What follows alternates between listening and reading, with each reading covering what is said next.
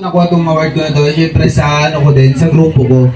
Grabe, sobrang productive, lalo na yung mga OFW leaders ko. Yan, syempre, nagtyaga din. At sinikapan na mayroong ma-achieve sa iniit na goal. Yan. Ang ginawa ko lang naman, always copy upline. Yan, syempre, sunod ka lang talaga. At sabayan mo lang yung daily routine nyo. Yan, syempre, hataw. Yun lang sinabi mo sasabi ko. Hello, Master. Ayan, hindi. Baka may kunting tips ka pa, Master, na ginawa mo. Kunting tips para sa mga marketer po yan. Ayan, kunting tips. Ano lang, damihan mo yung kausap mo at syempre, be humble ka lang sa lahat, no? Habang kumikita ka, dapat humble ka talaga. At syempre, ano ba na?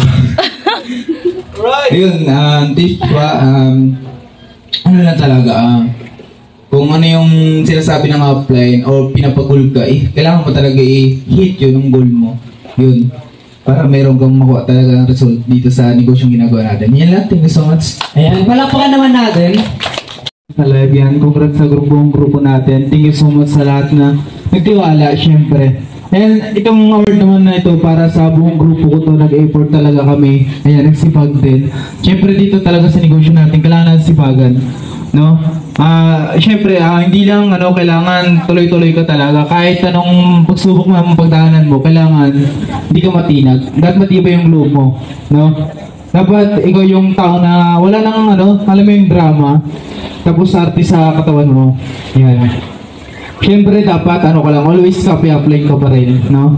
Tapos wag mo lagi titingnan yung mga nasa paligid mo. Yan. Kasi sa pagkuha ng success, ikaw pa rin. Kaya lang talaga na sabayan mo lang yung mga humahataw. Yan. Huwag ka na sumabay dun sa mga hindi humahataw. Kaya guys, hataw lang.